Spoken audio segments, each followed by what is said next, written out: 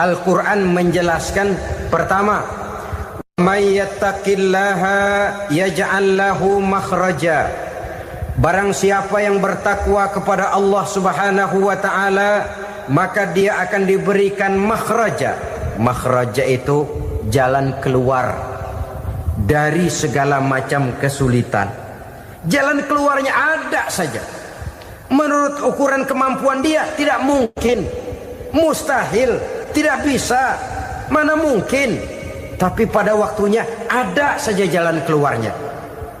Termasuk jenis yang yaj'al lahu makhraja. Orang yang bertakwa kepada Allah selalu diberikan jalan keluar dari segala kesulitan yang dihadapinya. Siapa sih orangnya yang tidak pernah sulit dalam hidup ini? Siapa orang yang tidak pernah mengalami kesulitan? Tapi kadang orang menilai, itu kelihatannya hidupnya enak aja ya, kayaknya gak pernah mengalami kesulitan. Sebenarnya bukan tidak pernah mengalami kesulitan, Allah selalu memberikan jalan keluar dari segala kesulitan yang dihadapinya. Lah kalau Allah yang memberikan jalan keluar, tentu sangat mudah sekali. Orang yang bertakwa diberikan jalan keluar dari segala macam kesulitan. Satu. Yang kedua, wa yarzuqhu min haitsu la yahtasib. Dia akan diberikan rezeki oleh Allah dengan jalan yang tidak disangka-sangka. Rezekinya datang dengan cara yang tidak disangka-sangka. Gajinya mungkin kecil, tapi penghasilannya gede. Kan itu yang penting. Gaji dan penghasilan kan lain tuh. Boleh jadi gaji kecil, asal penghasilan gede, kan nikmat hidup itu. Nah, penghasilan ini ada yang bisa kita perkirakan. Bisa kita perkirakan, misalnya gaji itu tadi. Kalau saya kerja, gaji saya begini. Ada rezeki yang masuk min haitsu la yahtasib. Tidak kita sangka-sangka, tidak kita duga-duga, tahu-tahu ada saja rezeki. Datang orang bawa persoalan yang mendatangkan hasil. Sebab rezeki, jodoh, maut memang seperti bayangan. Kita uber-uber dia lari, kita diem dia diem. Kan gemesin itu. Bayang-bayang itu begitu. Kita kejar, dia lari. Rezeki juga begitu. Kita diem, dia diem. Setengah mati yang namanya rezeki kita cari, kita uber. Ngobek sampai ratusan bohong kita kerjain. Tapi memang belum waktunya, ya sulit untuk tembus.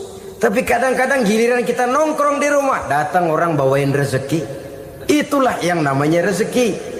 Tapi ini untuk orang yang bertakwa. Kalau tidak punya kredibilitas takwa, jangan lalu pakai ayat ini.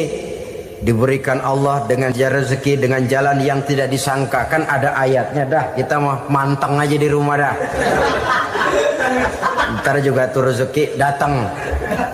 Ini fasilitas yang diberikan kepada orang yang wa may yattaqillah, bertakwa kepada Allah, yarzuqhu min haitsu la yahtasib, diberikan rezeki dengan cara yang tidak disangka-sangkanya. Maka kadar ketakwaan jangan membuat kita buruk sangka. Tuh orang ya nggak kemana-mana, duitnya ada aja. Kalau dia takwa, Allah berikan jalan keluar. Yang lantas ngelihat kiai orangnya ahli ibadah, ilmunya tinggi, akhlaknya luar biasa, takwanya tinggi, rezekinya lancar. Kalau husnuzon nih kiai nggak kemana-mana, duitnya banyak, miara tuyul kali ini. Itu termasuk jaminan Allah yang masuk kategori min haitsu la yahtasib. Yang ketiga, yaj'al lahu min amrihi yusra. Dimudahkan segala urusannya. Dimudahkan segala urusannya. Kemudian yang keempat, yukaffir anhu sayyiatihi wa yu'azzim lahu ajra. Diampuni segala kesalahannya dan dibesarkan pahala kebaikan yang dikerjakannya. Maka mudah-mudahan puasa yang kita kerjakan mengantarkan kita kepada ketakwaan kepada Allah, dan takwa membuka janji Allah kepada kita di dalam kehidupan ini. Kenapa sih kita yakin Quran itu kitab suci? Pertama, ajarannya sesuai dengan fitrah manusia. Suatu kitab dinamakan suci kalau konsep ajarannya sesuai dengan fitrah. Contoh, ini laki-laki ini seneng nggak sama perempuan? Normal. Kalau nggak seneng saya ragu-ragu. Perempuan seneng nggak sama laki-laki?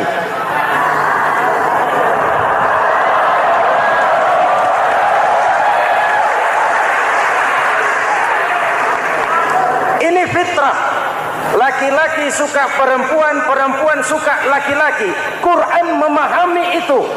Hai laki-laki, kau senang dengan perempuan. Hai perempuan, kau suka dengan laki-laki. Oke, lewat sini, lewat pintu yang disebut nikah. Kalau kitab suci melarang nikah, itu bertentangan dengan fitrah manusia. Maka dalam Quran, mulai dari umat sampai ulama dan segala profesi dianjurkan nikah.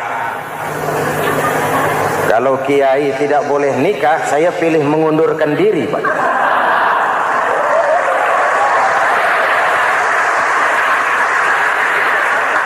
Itu bertentangan dengan fitrah. Lagian mubazir dikasih perabotan nggak dipakai.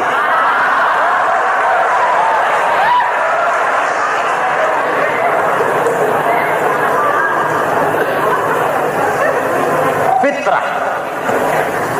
Contoh lagi, manusia perlu makan.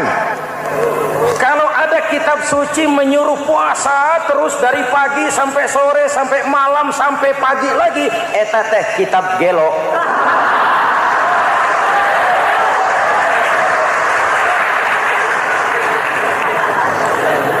Quran sesuai dengan fitrah, puasa mulai dari imsak sampai datang waktu maghrib. Puasa ngebleng dari pagi sampai sore sampai malam merusak kesehatan.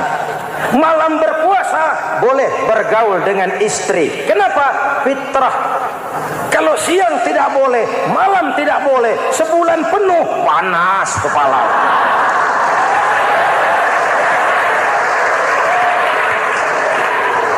Rontok rambut.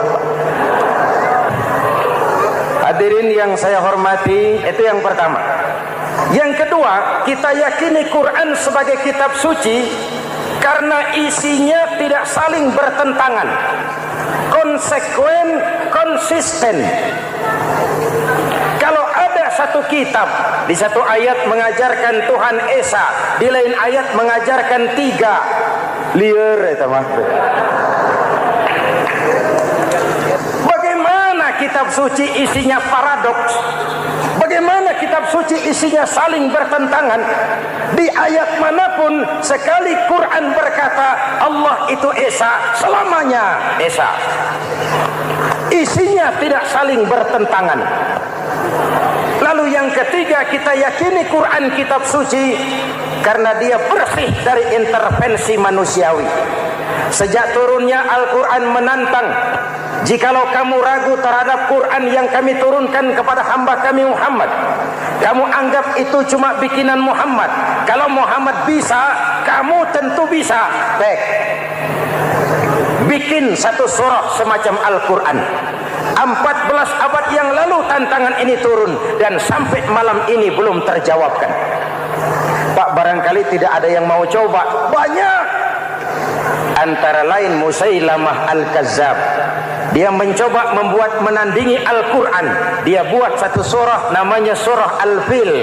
Bunyinya begini, bikinan Musailamah. Al-Fil wa mal-fil wa ma adraka mal-fil lahu khurtumun tawil wa lahu zail. Sudah berbentuk syair. Isinya apa? Al-Fil, gajah. Wa mal-fil, apakah gajah itu? Wa ma adraka mal-fil, tahukah kamu apa itu gajah? Lahu khurtumun tawil, dia punya belalai panjang. Walahu zail, dan dia punya ekor. Gak usah turun ayat begituan, orang tahu.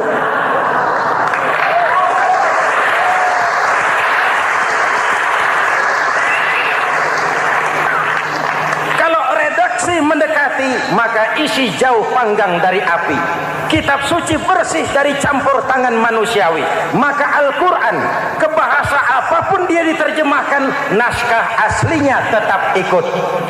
Dia boleh diterjemahkan ke bahasa Sunda, bahasa Jawa, bahasa Padang, bahasa Inggris, bahasa Jerman, bahasa Belanda, naskah aslinya tetap ada.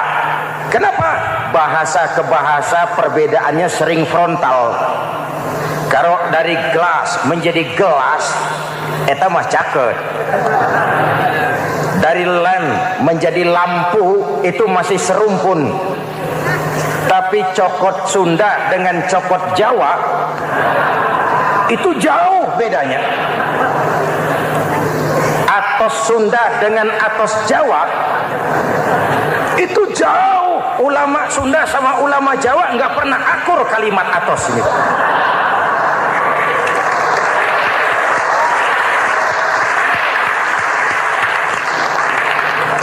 Inilah kebenaran janji Allah, inna nahnu nazzalna dzikra wa inna lahu lahafizun. Kami yang turunkan Al-Quran, kami yang akan menjaganya. Ribuan orang hafal Al-Quran. Lalu apa pesan-pesan misi utama Al-Quran? Pertama, menegakkan tauhid. Ini yang lebih dahulu, membentuk kualitas sumber daya manusia dengan menanamkan nilai-nilai keimanan, membebaskan dari ketergantungan kepada benda. Ya ayyuhan nasu ubudu rabbakumul ladzi khalaqakum. Hai manusia, Tuhanmu yang perlu kau sembah hanyalah Tuhan yang telah menciptakan kamu. Jangan menyembah Tuhan yang tidak pernah menciptakan kamu. Mengapa kau menyembah harta padahal dirimu lebih berharga dari harta? Kenapa kau menyembah pangkat dan jabatan padahal dirimu lebih berharga dari pangkat dan jabatan?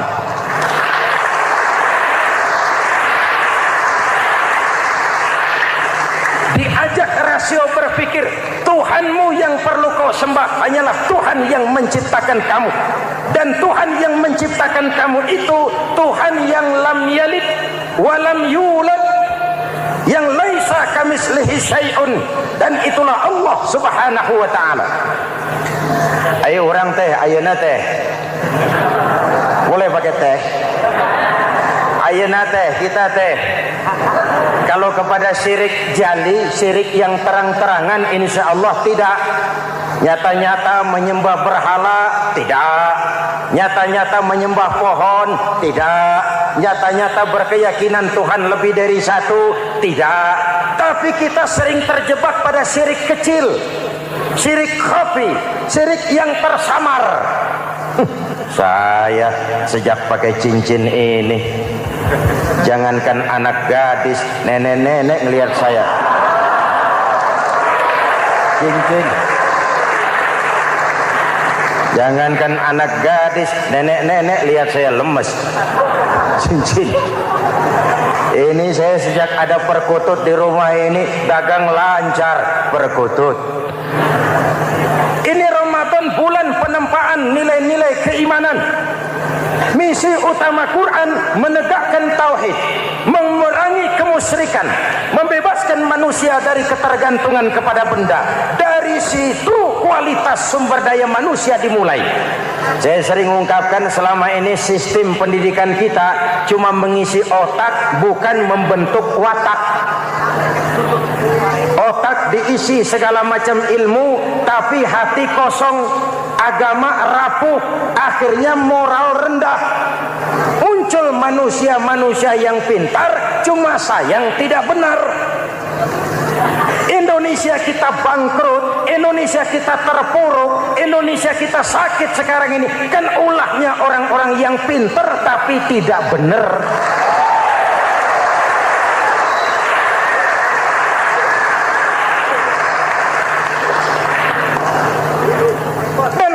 Bicara kayak begini, ini bukan pidato politik, ini nurani politik naon kadut.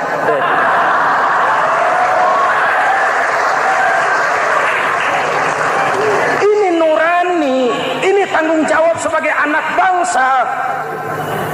Ibu bapak, saudara-saudara hadirin yang saya hormati, Rasul kalau masuk sepertiga yang akhir, sing-singkan lengan baju, hamparkan sajadah, lebih banyak di masjid daripada di rumah. Itu Rasul. Maka sepertiga yang akhir masjid makin ramai. Lihat Masjidil Haram. Lain dengan kita. Sepertiga yang akhir masjid mulai mengalami kemajuan. Safnya makin maju.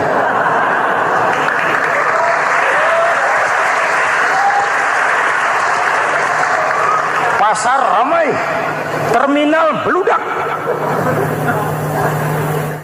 Padahal sepertiga yang akhir itu puncak. Padahal di situ nilai tambah.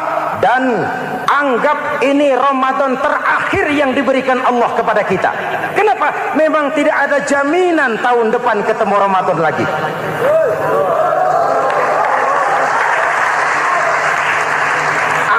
Ini Ramadan terakhir yang diberikan Allah kepada kita. Tidak ada jaminan tahun depan Ramadan akan ketemu lagi. Tidak ada jaminan. Manfaatkan peluang ini untuk melakukan pemutihan. Semua kita melakukan introspeksi. Tidak tahu kita Ramadan tahun depan nanti masih ketemu apa tidak. Sebagaimana kita tidak tahu kita masih hidup atau tidak. Hadirin yang saya hormati, misi kedua Al-Quran, persaudaraan, kebersamaan atas dasar keadilan dan kebenaran. Manusia bersuku-suku, ya. Manusia berbangsa-bangsa, memang itu diakui oleh Al-Quran. Inna khalaqnakum min dzakari wa untha wa ja'alnakum syu'uban wa qabaila. Kami ciptakan kamu dari laki-laki dan perempuan. Kami jadikan kamu bersuku-suku dan berbangsa-bangsa. Apa tujuannya? Agar kamu saling mengenal satu dengan yang lain.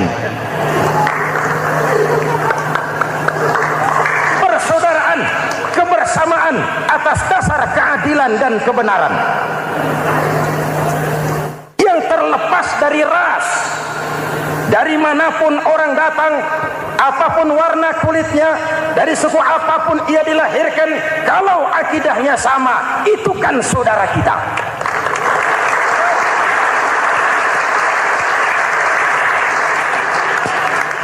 Seperti di masjid, kita tidak peduli dari mana kita datang. Yang datang dari kidul, madhab ngulon mang. Yang datang dari sebelah lor, madhab ngulon mang. Yang datang dari sebelah wetan, madhab kulon mang. Yang datang dari kulon, madhab ngulon. Bukan soal dari mana kau datang, tapi satu arah menghadapmu.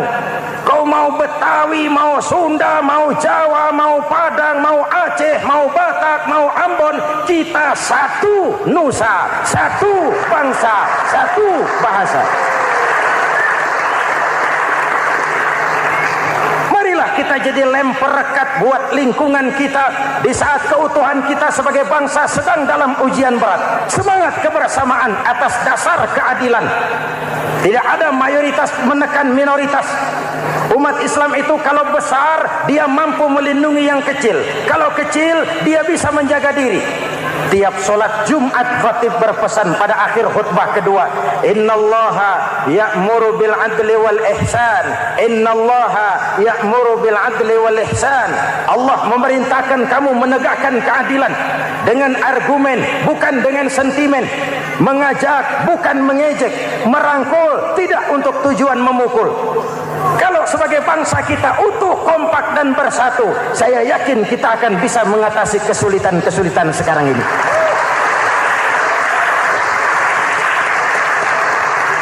Kan kita prihatin kadang-kadang tawuran antar desa, antar RT, antar RW, antar kecamatan, sampai antar elit di atas. Makanya saya ulang lagi pesan ini. Kalau elit di atas tawuran, jadilah penonton yang baik. Saudara-saudara kaum muslimin yang saya cintai, kita prihatin, kita seakan tercabut dari akar budaya kita sebagai bangsa. Kenapa kita yang berfalsafahkan Pancasila, kenapa kita yang berketuhanan yang Maha Esa tiba-tiba jadi beringas dan brutal? Ada maling ayam ketangkap, disiram bensin, dibakar hidup-hidup. Kok kita bisa begitu? Street justice, pengadilan jalanan mulai tegak. Iyalah kita tidak puas dengan kerja aparat kita, tapi jangan main hakim sendiri. Ini negara, bukan hutan.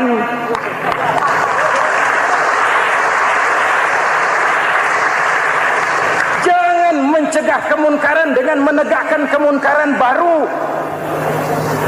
Oleh hal-hal yang sepele, yang mestinya kita bisa mencari jalan keluar dengan baik. Ayo luruskan saf, rapatkan barisan, satukan langkah, tautkan hati. Kita satu umat yang satu, diikat oleh Al-Quran. Hanya dengan kebersamaan kita akan mampu menata hari esok yang lebih baik atas dasar keadilan dan kebenaran. Dulu teh Muhammad Toha teriak takbir ngadepi Belanda. Bung Tomo teriak takbir ngadepi Belanda. Ayeuna takbir ngadepi batur sadulur salembur. Nanaonan.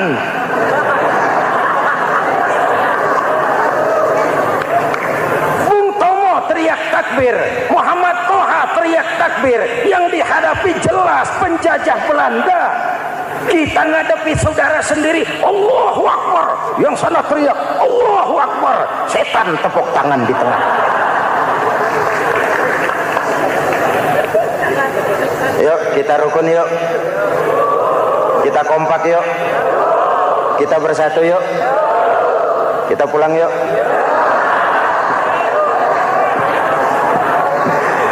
Ini misi kedua. Misi yang ketiga, Al-Quran membebaskan manusia dari gaya hidup sekuler.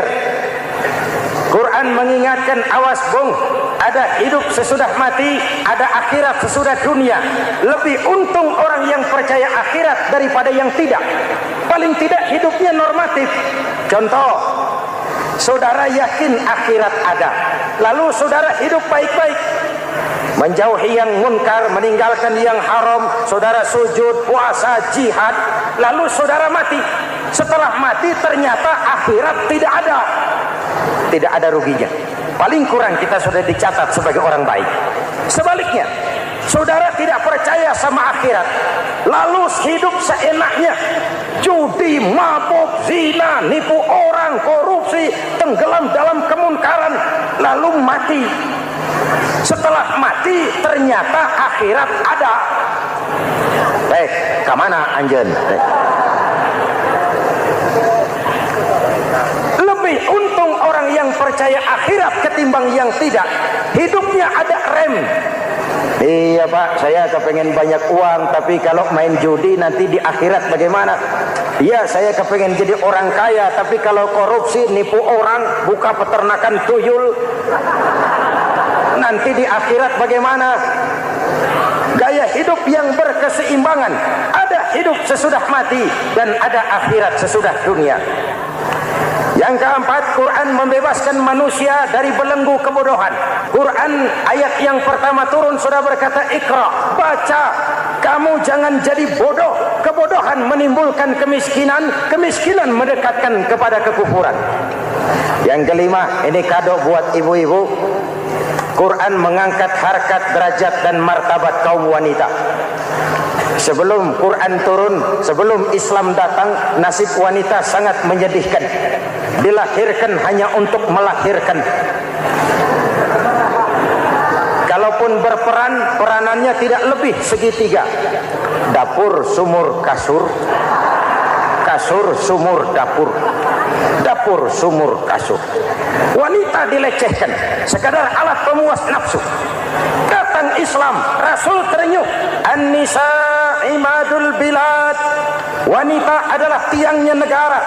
Jikalau baik wanita, baik negara. Jikalau rusak wanita, hancur negara. Karena wanita, negara jaya. Betul? Karena wanita, negara hancur. Betul? Maka wanita adalah bidadari yang kadang-kadang setan. Kadang-kadang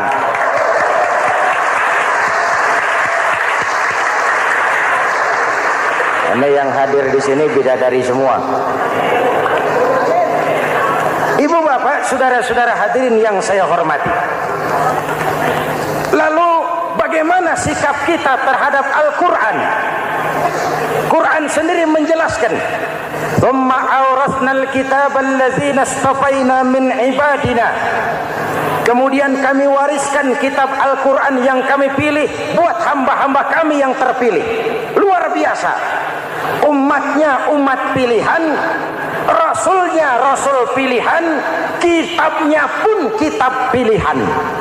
Kami wariskan Al-Quran kepada hamba-hamba kami yang kami pilih. Bagaimana sikap mereka setelah menerima Al-Quran? Terbagi tiga. Pertama, faminhum zalimun linafsihi. Di antara mereka ada yang setelah menerima Al-Quran lalu zalim kepada dirinya sendiri. Diterimanya Al-Quran dengan lidahnya, tapi ditolak dengan perbuatannya. Mulutnya menjunjung Al-Quran, perbuatannya menginjak Al-Quran. Quran bilang ke barat, dia pergi ke timur. Quran bilang ke selatan, dia berangkat ke utara. Quran bilang haram, dia terjang. Quran bilang halal, dia tidak mau. Orang seperti itu tidak zalim kepada Allah, tapi zalim kepada dirinya sendiri. Mudah-mudahan kita yang termasuk golongan ini. Amin. Yang kedua, wa minhum muqtasid. Di antara mereka ada yang menerima Quran 50-50. Separuh-separuh. Yang enak dilaksanakan, yang berat ditinggal. Padahal pada sisi lain Quran mengajarkan masuklah ke dalam Islam secara total. Kafah, jangan separuh-separuh. Ini watak munafik. Kalau dilihat Islam menguntungkan, rame-rame teriak Islam. Ketika diminta berjihad, diminta berkorban, diminta zakat, rame-rame mengundurkan diri. Saya bangkrut pak, saya miskin pak, saya pailit pak. Mental itu dalam awal-awal Baqarah dijelaskan. Kullama adha'a lahum masyaw fihi wa idza adlama 'alaihim qamu. Kalau terang mereka berangkat, kalau gelap mereka mandek. Itu ciri orang munafik beragama. Kalau Islam menguntungkan, rame-rame teriak Islam. Ketika diminta berjihad, berkorban, berjuang, rame-rame mengundurkan diri. Muqtasid. Golongan yang ketiga, ini yang ideal. Wa minhum sabiqum bil khairati biiznillah. Di antara mereka ada yang setelah menerima Al-Quran lalu berlomba-lomba mengamalkannya, berlomba-lomba melaksanakannya. Jangan sampai yang baca Quran dengan suara merdu dapat piala, yang mengamalkan Quran dengan konsekuen dapat penjara.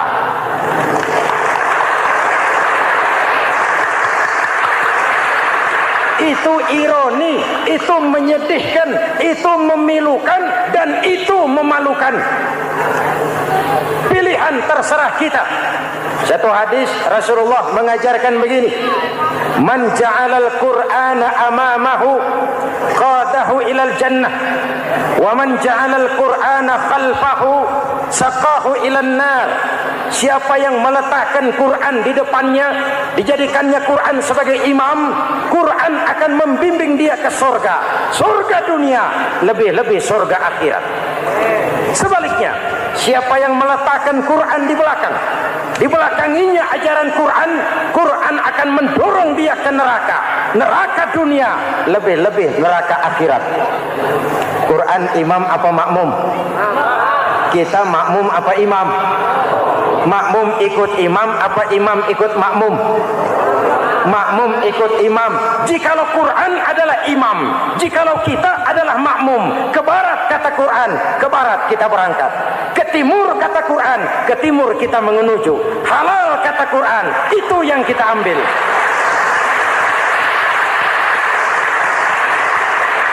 Mari kita jadikan Ramadan sebagai bulan di mana sedikit demi sedikit kita berupaya kembali menjadi generasi yang Qur'ani. Rasulullah pernah ditanya, kalau Tuhan wafat ya Rasul, kemana kami minta nasihat? Aku tinggalkan kamu dua nasihat. Satu yang diam saja, satu yang bisa bicara. Yang bisa bicara apa ya Rasul? Al-Quran. Minta nasihat Quran. Yang diam saja apa ya Rasul? Maut. Dalam hidup ada dua nasihat. Nasihat yang bisa bicara, Al-Quran. Nasihat yang diam saja, maut. Mau dagang, minta nasihat Quran. Mau bertetangga, minta nasihat Quran. Itu nasihat. Nasihat yang kedua, diam saja, tahu-tahu datang maut. Makanya anggap ini Ramadan terakhir yang diberikan Allah kepada kita, karena tahun depan tidak ada jaminan kita bertemu Ramadan. Manfaatkan 10 yang akhir untuk meningkatkan nilai ibadah kita kepada Allah Subhanahu wa taala. Pada pertemuan kali ini secara khusus kita akan membicarakan tentang puasa ini. Kita akan mulai dari yang pertama, puasa sunnah. Sebagaimana yang kita maklum, sunnah adalah satu perbuatan yang apabila kita kerjakan berpahala, tapi apabila kita tinggalkan tidak merupakan dosa. Hanya saja ia merupakan barometer dan ukuran daripada orang-orang yang cinta kepada sunnah itu sendiri. Ada banyak jenis puasa-puasa sunnah ini. Yang pertama, puasa sunnah di bulan Muharram. Rasulullah sallallahu alaihi wasallam bersabda, "Afdhalus siyami ba'da Ramadan syahrullahil Muharram, wa afdhalus salati ba'dal fardhah salatul lail." Diriwayatkan oleh Muslim dari Abi Hurairah. Puasa yang paling utama sesudah puasa Ramadan tidak lain adalah puasa di bulan Muharram. Dan solat yang paling afdol sesudah solat yang wajib adalah solat pada sepertiga malam yang akhir. Puasa di bulan Muharram merupakan puasa sunnah dan mempunyai nilai yang sangat besar dalam pandangan Allah Subhanahu wa ta'ala. Buat mereka yang mampu melaksanakan puasa sunnah di bulan Muharram ini, boleh melaksanakannya selama 10 hari. Hari yang pertama, boleh juga 3 hari saja, atau setidak-tidaknya 1 hari daripada bulan Muharram. Yang kedua, puasa 10 hari daripada bulan Zulhijjah. Karena bulan Zulhijjah ini memang termasuk bulan yang dimuliakan oleh Allah Subhanahu wa taala. Pertama, di sana ada hari Tarwiyah, ada hari Arafah, ada hari kurban, ada talbiyah, ada pelaksanaan haji dengan segala manasiknya. Maka puasa sunnah di bulan Zulhijjah merupakan amalan yang sangat utama dan besar pahalanya dalam pandangan Allah Azza wa Jalla. Sebagian ulama menjelaskan, man shoma hazihil ayyam akramahullahu bi asyri asya'in. Siapa orang yang melaksanakan ibadah puasa sunnah pada hari-hari 10 di bulan Zulhijjah ini, Allah Subhanahu wa ta'ala akan memuliakannya dengan 10 macam perkara. Saudara, ini keuntungannya. Yang pertama, orang yang puasa di hari-hari 10 bulan Zulhijjah diberikan al-barakah fi umrihi, diberikan keberkahan pada umurnya. Setiap kita ingin memperoleh umur yang berkah. Umur yang berkah itu yang bagaimana? Apa yang jumlahnya panjang? Mungkin. Tetapi yang jelas, umur yang berkah ini adalah umur yang bisa dipertanggungjawabkan di hadapan Allah Subhanahu wa ta'ala. Artinya, umur yang diisi penuh dengan kebajikan, umur yang diisi dengan segala macam kegiatan ibadah, dan umur yang dengan demikian sungguh pun kita sudah mati, jasad terkubur dalam tanah, nama kita akan tetap hidup, dikenal orang oleh karena kebajikan yang kita kerjakan. Saya kira akan lebih merupakan azab ketimbang nikmat kalau orang diberikan umur panjang tapi hanya untuk menumpuk-numpuk dosa saja. Kan lebih baik mana? Umur pendek banyak pahala, umur panjang banyak dosa. Lebih baik mana? Hah?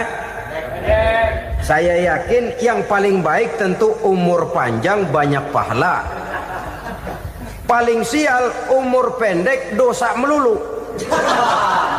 Sudah diberikan umur pendek tidak seberapa, dosa berlipat ganda. Itu kalau orang kampung bilang tekor namanya. Rugi. Umur pendek hanya untuk menumpuk-numpuk dosa. Boleh jadi kalau umat-umat zaman dulu, saudara, mereka diberikan umur panjang. Nabi Adam, kita tahu Nabi Adam itu 2000 tahun umurnya. Nabi Nuh 950 tahun. Umatnya ya rata-rata segitu itu. Nah, kalau mereka misalnya punya umur 800 tahun, lalu 200 tahun mereka melakukan dosa, kan masih punya restan 600 tahun untuk taubat. Karena umurnya diberikan jatah panjang. Kita ini oleh Allah Subhanahu wa taala, umat Nabi Muhammad ini umurnya pendek-pendek. Kalau nyontoh Nabi 63 tahun saja. Kalau diberikan 70 tahun umur kita sekarang, itu sudah dapat jatah lebih 7 tahun. Alhamdulillah bahwa Allah memberikan saat-saat, waktu-waktu, tempat-tempat yang punya nilai istimewa, sehingga umur yang pendek ini bisa bernilai panjang, nilai ibadahnya bisa bernilai pahala seperti umat yang berumur panjang dahulu itu. Karena itu manfaatkan umur dengan baik, dan salah satu keberkahan daripada umur akan datang dengan melaksanakan ibadah puasa sunnah. Ini yang pertama. Yang kedua, az-ziyadatu fi malihi, berikan tambahan hartanya, menjadi orang kaya. Kaya apa? Kaya hati setidak-tidaknya. Karena dengan tekun dan rajin melaksanakan ibadah puasa, yang segera tertanam dalam jiwa seseorang merasakan cukup di dalam kehidupan. Itulah dia orang yang paling kaya, orang yang hidupnya paling cukup. Kalau orang sudah merasa cukup dalam hidupnya, maka itulah dia orang yang kaya. Saudara-saudara kaum muslimin rahimakumullah, puasa sunnah memberikan tambahan harta, usahanya berkembang, dengan demikian membawa keberkahan, hartanya makin bertambah, akan menunjang ibadahnya kepada Allah, lebih memantapkan dan membawa ketenangan dalam hidupnya. Itu termasuk berkahnya melaksanakan puasa sunnah itu. Yang ketiga, al-hifzu fi iyalihi, diberikan penjagaan, perlindungan terhadap keluarganya, anaknya sehat, sanak famili dan handai tolannya terjaga dan terpelihara dari segala malapetaka, dari segala mara bahaya, kesehatannya terjamin dan terpelihara. Itu sudah merupakan modal yang sangat besar di dalam kita mengarungi kehidupan. Sebab rasanya sulit untuk bahagia, duit kita banyak sekali, usaha kita selalu mendatangkan untung yang berlipat ganda. Tapi sebentar-sebentar anak kita sakit, yang ampek, yang korengan, yang kena musibah, ndak tak karu-karuan sakit, berobat sampai jutaan rupiah. Itu kan sudah tidak membawa kebahagiaan. Uang masuk yang begitu banyak jumlahnya, habis akhirnya untuk berobat saja. Sebenarnya hitung-hitung ya seri-seri juga. Usaha berhasil, duit banyak, habis untuk berobat. Lah sama juga saudara-saudara. Jadi dengan demikian, biar duit kita banyak, asal keluarga pada sehat saja, udah enak bener itu. Duit banyak, ekonomi cukup, keluarga sehat, nikmat rasanya menjalani kehidupan ini. Yang kiamat sudah duit kagak barang seperak, keluarga ampek semua. Kiamat sudah. Saudara hadirin yang saya hormati, jadi yang ketiga, Allah memberikan pemeliharaan terhadap keluarganya. Satu kali orang dipelihara Allah, tidak satu kekuatan pun yang bisa mencelakakan. Satu kali orang disengsarakan Allah, tidak satu tenaga pun yang mampu menyelamatkannya. Itulah sebabnya perlindungan Allah, pemeliharaan Allah terhadap diri dan keluarga sangat kita perlukan di dalam kehidupan ini. Dengan melaksanakan ibadah puasa, kita mendekatkan diri kepada Allah. Dengan dekat kepada Allah, maka Allah pun dekat kepada kita. Sehingga dalam hadis qudsi dikatakan, ta'arraf ilallahi firraha ya'rifka fi syiddah. Ingatlah kepada Allah di waktu kamu senang, agar Allah ingat kepada kamu di waktu kamu susah. Yang kita laksanakan kadang-kadang sebaliknya. Waktu susah kita ingat Allah, waktu senang kita lupa Allah. Akhirnya nanti pada waktu kita melarat, kebelangsak, susah dan sebagainya, pertolongan tidak akan datang kepada kita. Benar, ta'arraf ilallah firraha ya'rifka fi syiddah. Ingatlah kepada Allah di waktu kamu susah, ingatlah kepada Allah di waktu kamu senang, agar Allah ingat kepadamu di waktu kamu mendapat kesusahan. Umumnya watak manusia memang kalau sudah dapat susah, ingat kepada Allah. Waktu duduk, waktu berbaring, sambil tidur, dalam segala keadaan Allah disebutnya, Allah dimintakan pertolongannya. Tapi dikala dia berada pada posisi di atas angin, merasa senang, bahagia, Allah terlupakan. Saudara-saudara kaum muslimin, itu yang ketiga. Yang keempat, at-takfiru li sayyiatihi. Orang yang melaksanakan puasa sunnah itu diampuni segala dosa dan kesalahan yang telah dilakukannya. Dan yang kelima, at-tad'ifu li hasanatihi, diberikan balasan yang berlipat ganda dari segala kebaikan yang dikerjakannya. 1 berbalas 7, 7 bisa berbalas 10, 10 masih berbalas 100, masih ditambah dengan wallahu yudha'ifu liman yasha. Allah melipat gandakan pahala orang-orang yang dikehendakinya. Maka carilah satu kebaikan yang apabila kita kerjakan, dosa akan dihapus dan nilai pahalanya menjadi berlipat ganda. Satu kali kita bekerja, 2-3 pulau bisa kita raih dan kita jangkau. Yang keenam, orang yang melaksanakan puasa sunnah di bulan Zulhijjah, at-tashil li sakarati mautihi, diberikan kemudahan pada saat menghadapi sakaratul maut. Maut a mysterious problem.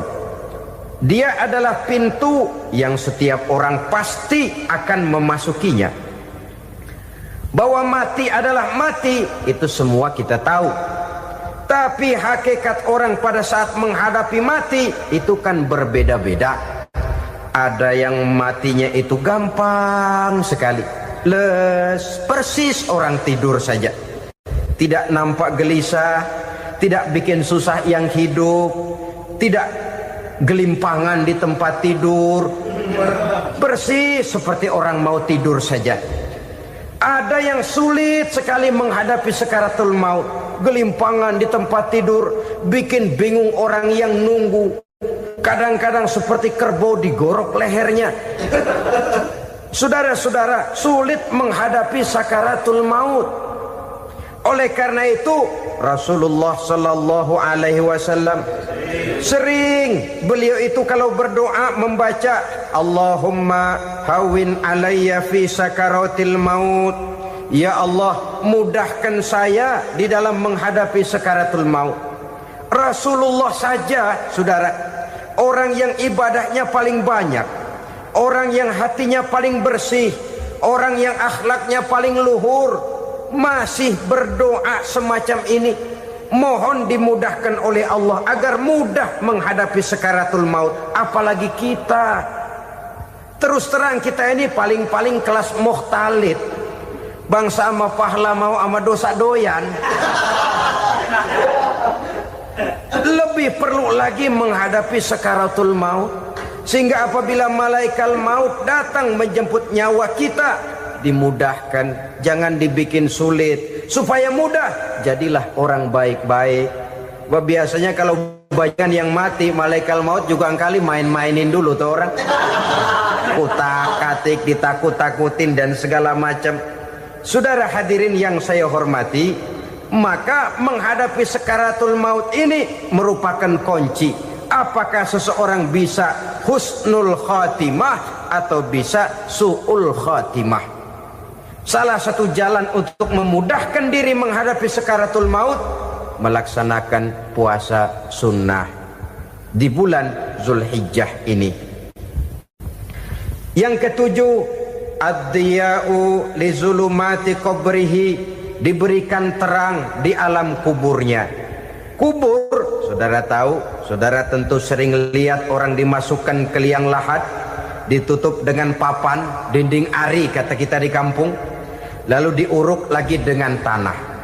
Dalamnya liang lahat, gelapnya liang lahat, gelapnya diuruk dengan tanah, gelapnya di dalam kubur, 3 gelap yang menjadi satu.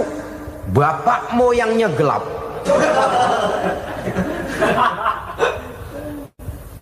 Puasa sunnah ini merupakan terang di alam kubur kita nanti. Yang kedelapan, at-tasqil limizanihi, diberikan keringanan pada timbangan di hari akhirat nanti. Bahwa setelah dibangkitkan dari kubur, setiap kita akan menghadapi perhitungan, akan ditimbang segala macam kebaikan dan segala macam kejahatan yang pernah kita lakukan di dalam kehidupan. Orang yang melaksanakan ibadah puasa sunnah, at-tasqilu limizanihi, diberikan keringanan timbangan hari akhiratnya nanti. Yang kesembilan, an-najah minal bala, diberikan keselamatan dari segala macam bencana. Dan yang ke-10, as-su'ud ala darajatihi, diberikan ketinggian, naik derajatnya, derajat di dunia, lebih-lebih lagi derajat di akhirat nanti. Ini keutamaan yang diberikan Allah Subhanahu wa ta'ala kepada mereka yang melaksanakan ibadah puasa 10 hari di bulan Zulhijjah menurut penjelasan sebagian dari para ulama kita. Jadi setelah puasa Muharram ada lagi puasa Zulhijjah. Kemudian puasa sunnah yang ketiga, puasa sunnah pada hari Senin dan hari Kamis. Apa sumber hukumnya? Diriwayatkan oleh Imam Muslim dari Abi Qatadah, Rasulullah sallallahu alaihi wasallam ditanya tentang puasa pada hari Senin. Kenapa Rasul melakukan itu? Beliau menjawab, zalika yaumu wulidtu fihi wa yaumu bu'istu au unzila alayya fihi. Hari Senin itu adalah hari di mana aku dilahirkan dan hari di mana aku dibangkitkan. Wahyu pertama turun kepadaku pun pada hari itu. Maka sunnah melaksanakan puasa pada hari itu. Adapun hari Kamis, ada hadis yang diriwayatkan oleh Imam Turmuzi dari Abi Hurairah, Nabi bersabda, tu'radul a'malu yaumul isnaini wal khamisi fa uhibbu ay yu'radu amali wa ana sha'im. Disetor amal setiap manusia pada hari Senin dan pada hari Kamis. Maka aku ingin, kata Nabi, agar pada saat amalku disetor itu aku sedang puasa. Jadi malaikat itu menurut riwayat ini mencatat dan menyetorkan catatan amalan seseorang pada hari Senin, hari Kamis. Tiap hari Senin amalan kita disetor oleh malaikat. Catatan terakhir tentu yang sedang kita kerjakan, sehingga yang masuk daftar, saya tinggalkan orang ini, dia sedang puasa, karena naik catatan amalnya pada hari Senin. Kamis diangkat lagi, catatan paling akhir, saya tinggalkan orang ini, dia sedang puasa. Itu makna fa uhibbu ayyurada amali wa ana shaim. Aku senang kalau pada saat amalku disetor, catatan paling akhir aku lagi puasa. Satu keistimewaan. Alangkah celaka tiap amalan disetor kita sedang berbuat jahat. Senin, Kemis, teler, mabok, judi. Tiap amalan disetor catatan akhirnya saya tinggalkan si fulan lagi teler. Laporan Senin. Kemis laporan lagi. Saya tinggalkan si fulan lagi mirit kartu. Saudara hadirin yang saya muliakan, alangkah jeleknya catatan kita. Oleh karena itu sunnah puasa pada hari Senin dan hari Kemis. Ini amalan sunnah saudara-saudara.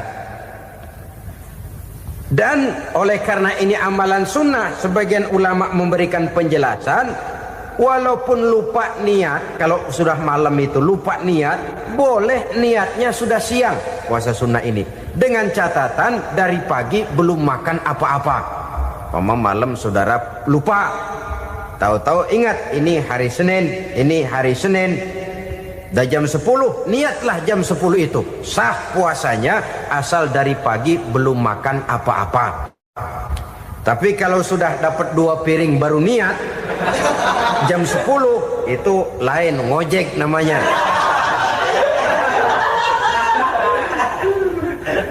Jadi puasa sunnah yang ketiga, puasa pada hari Senin dan hari Kamis. Yang keempat, puasa jenis sunnah yang keempat, puasa 6 hari di bulan Syawal. Diriwayatkan oleh Imam Muslim dari Abi Ayyub bahwa Nabi bersabda, "Man shoma Ramadhana summa atba'ahu sittan min Syawal kana kasyamid dahri."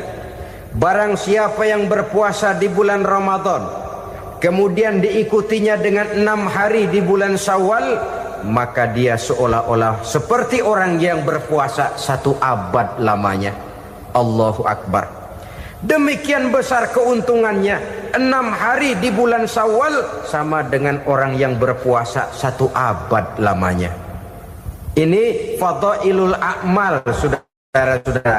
Jangan diartikan karena menang sudah puasa 6 hari bulan Syawal, Ramadan tahun depannya lantas nggak puasa. Kenapa? Ukurannya sudah 1 abad. Bukan itu pengertiannya. Ini mendorong orang memberikan ganjaran pahala yang sedemikian besar. 6 hari setelah Ramadan, artinya di bulan Syawal. Tidak pada hari pertama Syawal, karena haram hukumnya berpuasa pada hari fitri itu. 6 hari di bulan Syawal. Tinggal lihat yang mampunya saja. Boleh berurutan, boleh tidak berselang-seling, boleh, asal saja jumlahnya 6 hari selama masih bulan Syawal itu. Hari ini 3 hari lagi, 4 hari lagi, diselang-seling atau berurutan, itu juga lebih baik. Puasa sunnah 6 hari daripada bulan Syawal. Kemudian yang kelima, puasa sunnah 3 hari pada setiap bulan. 3 hari pada setiap bulan. Diriwayatkan oleh Imam Bukhari dan Muslim dari Abi Hurairah. Abi Hurairah bercerita, "Ausani khalili sallallahu alaihi wasallam bisalasin." Kekasih saya Rasulullah berwasiat kepada saya, memesankan benar-benar kepada saya untuk melaksanakan 3 amalan yang terpuji. Pertama, siyamu salasati ayyamin min kulli syahrin. Puasa 3 hari dalam setiap bulan. Ini wasiat yang pertama. 3 hari pada setiap bulan.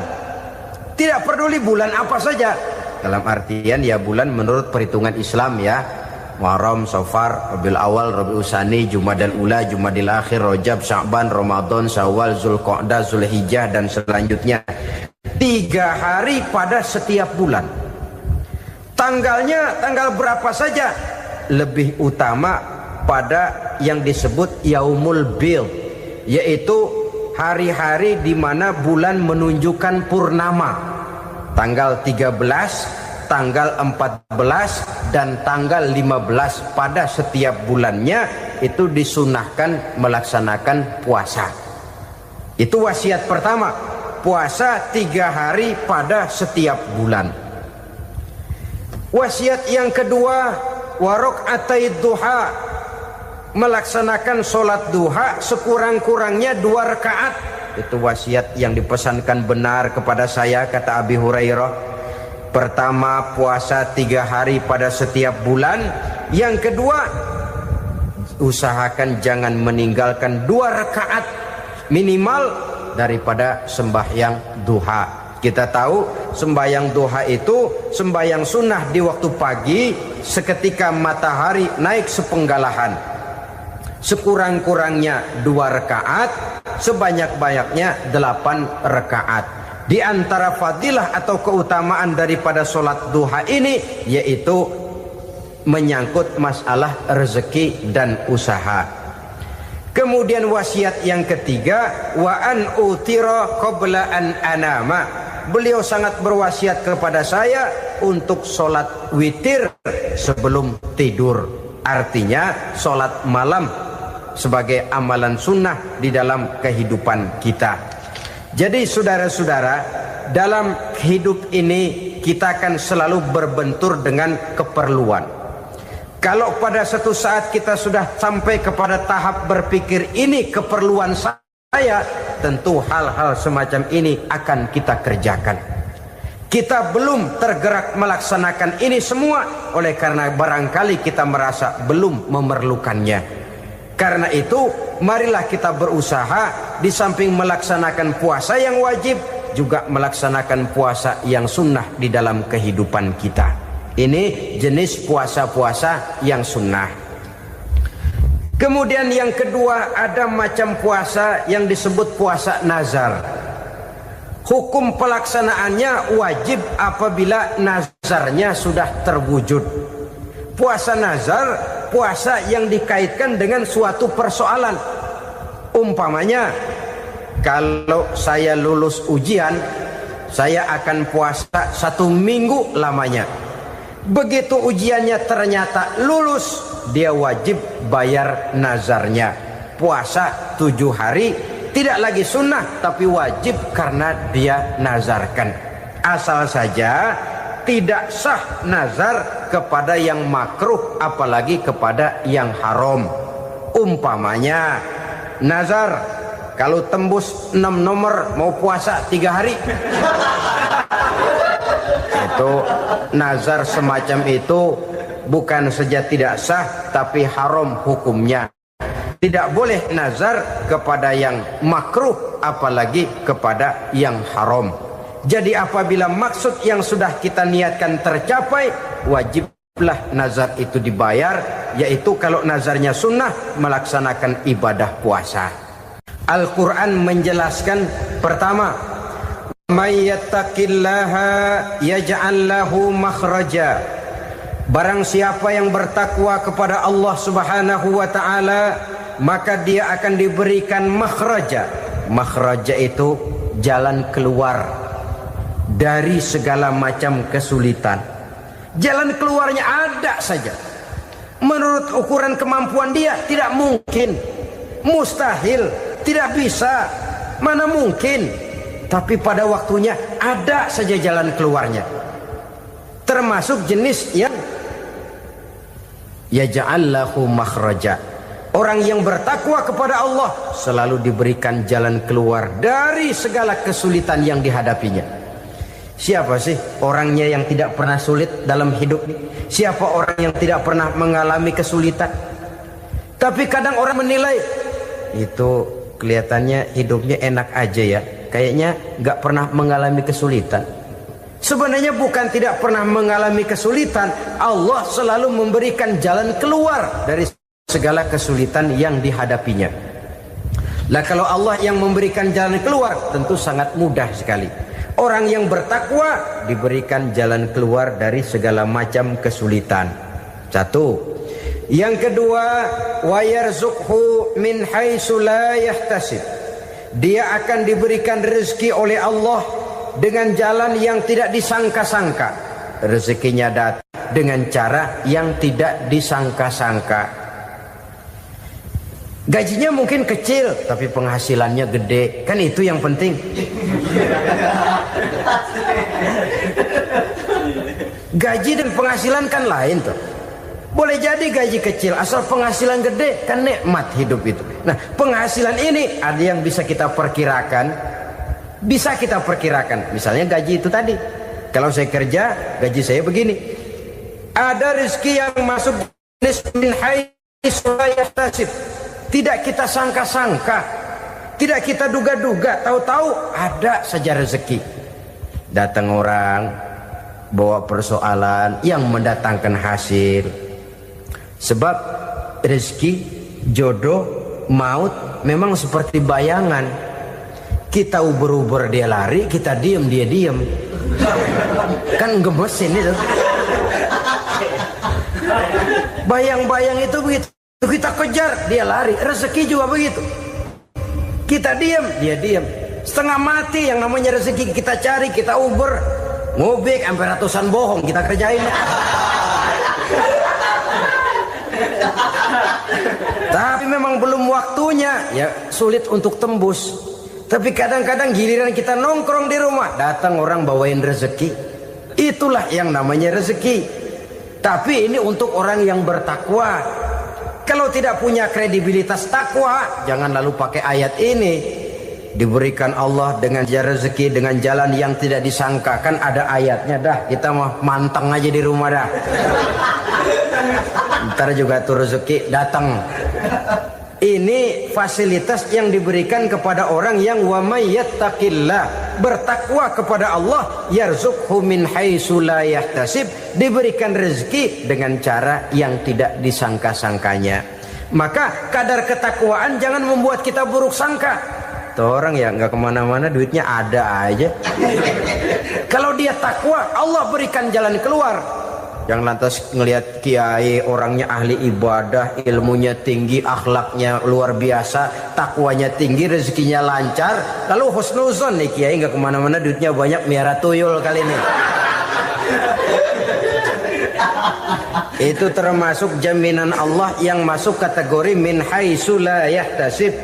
Yang ketiga, yaj'al lahu min amrihi yusra, dimudahkan segala urusannya.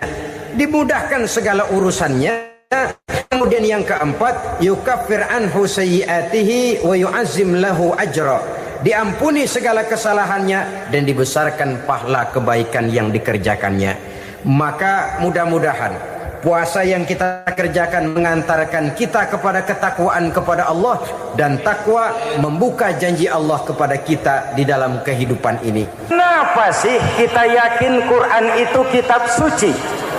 Pertama, ajarannya sesuai dengan fitrah manusia. Suatu kitab dinamakan suci kalau konsep ajarannya sesuai dengan fitrah. Contoh, ini laki-laki ini seneng nggak sama perempuan? Normal. Kalau nggak seneng, saya ragu-ragu. Perempuan seneng nggak sama laki-laki?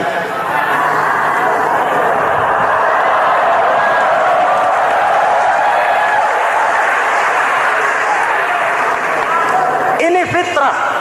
Laki-laki suka perempuan, perempuan suka laki-laki. Quran memahami itu. Hai laki-laki, kau senang dengan perempuan. Hai perempuan, kau suka dengan laki-laki. Oke, lewat sini, lewat pintu yang disebut nikah. Kalau kitab suci melarang nikah, itu bertentangan dengan fitrah manusia. Maka dalam Quran, mulai dari umat sampai ulama dan segala profesi dianjurkan nikah. Kalau kiai tidak boleh nikah, saya pilih mengundurkan diri, Pak.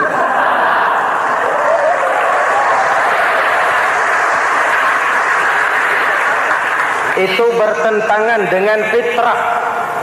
Lagian mubazir dikasih perabotan nggak dipakai.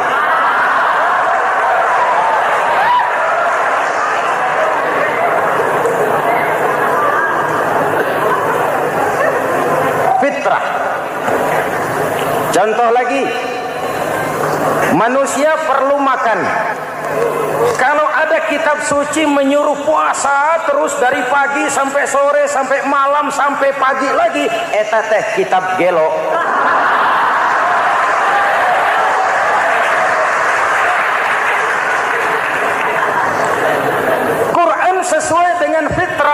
puasa mulai dari imsak sampai datang waktu maghrib. Puasa ngebleng dari pagi sampai sore sampai malam merusak kesehatan. Malam berpuasa boleh bergaul dengan istri. Kenapa? Fitrah. Kalau siang tidak boleh, malam tidak boleh, sebulan penuh panas kepala.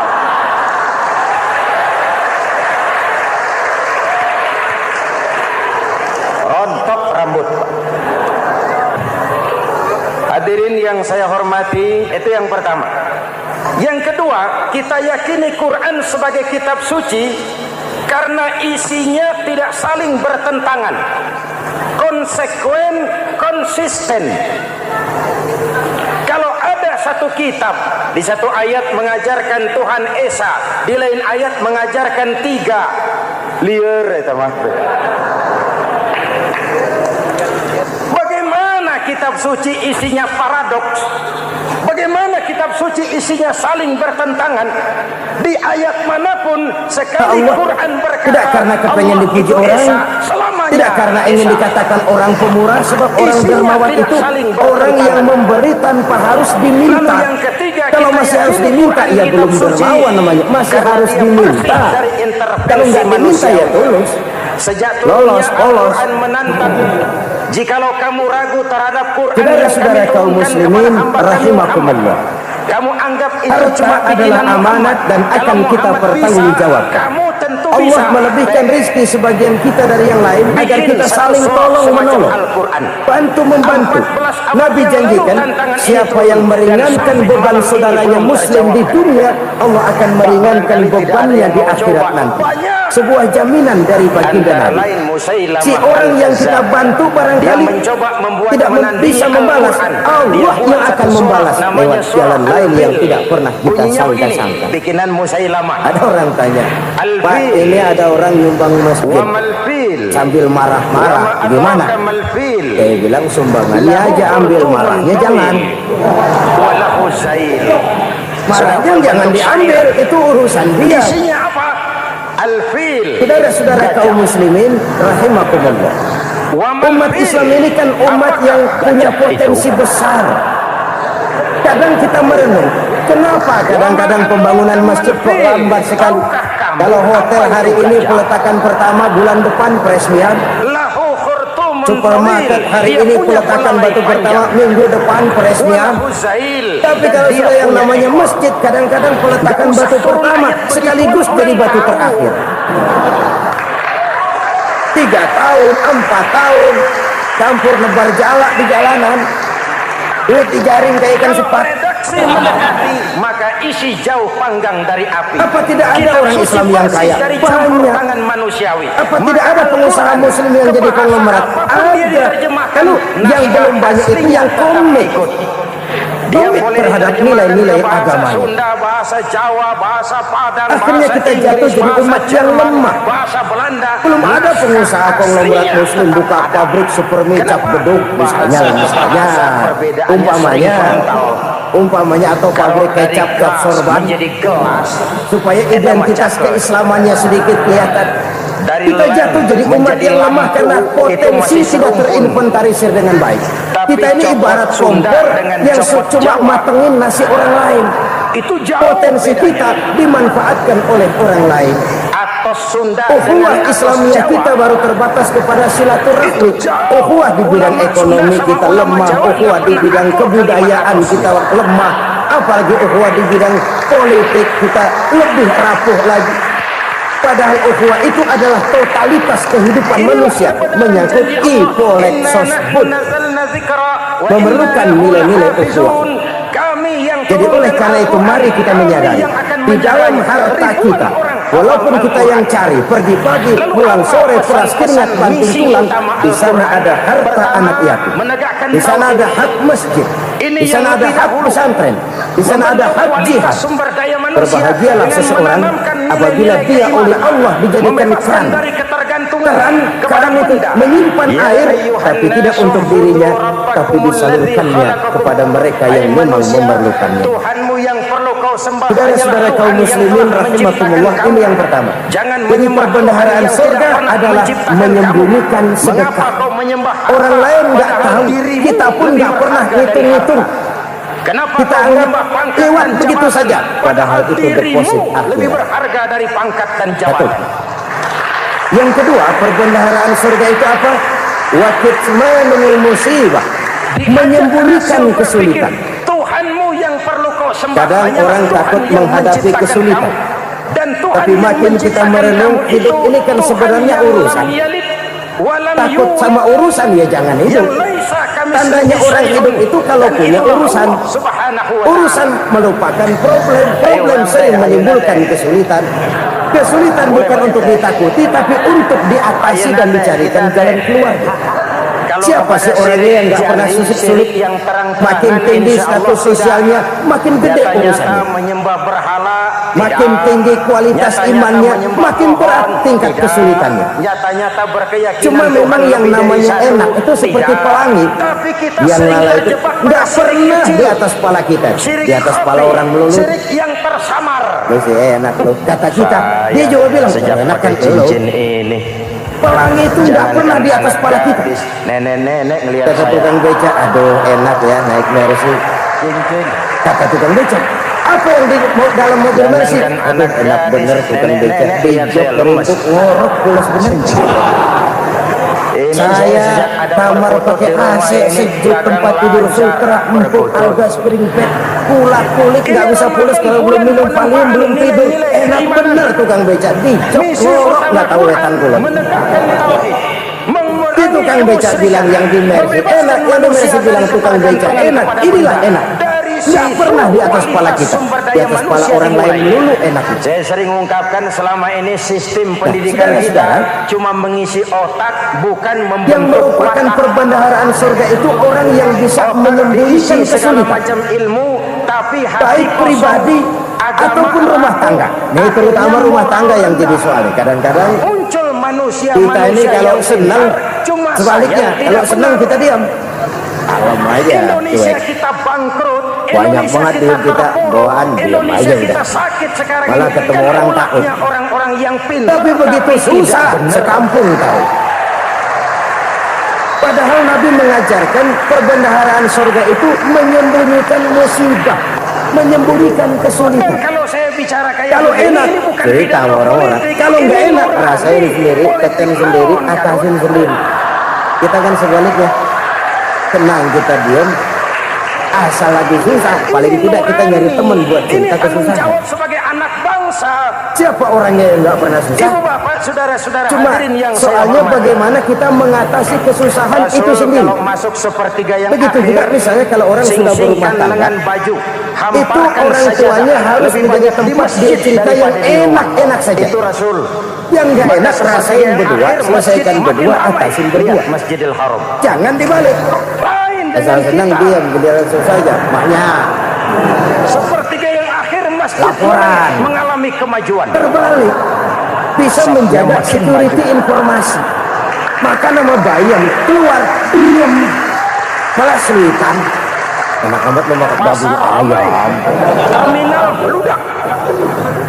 Security informasi. Padahal sepertiga yang akhir itu puncak. Saudara-saudara kaum muslimin rahimakumullah. Dan anggap ujian yang terberat itu yang pernah diberikan kepada para nabi, para rasul, para aulia, para ulama. Makin tinggi keimanan, makin berat bentuk kesulitan. Ayo saya kemukakan satu contoh saja. Ada seorang nabi yang kaya, namanya Nabi Ayub. Iblis kalau orang begini kan teki. Manfaatkan peluang ini untuk melakukan ibadahnya rajin, semua kita melakukan kaya. introspeksi. Ini susah digodain. Tidak tahu kita kalau ibadahnya rajin, miskin, apa tidak. Kali bisa bagaimana kita tidak tahu kita ini masih imannya hidup mantap, ibadahnya rajin, kaya, nabi lagi. Misi kedua Al-Quran. Tapi namanya iblis nggak kurang akal, laporan dan Tuhan. Manusia bersuku-suku, ya. Ya ini bahasa saya, bahasa Qurannya sih nggak gitu.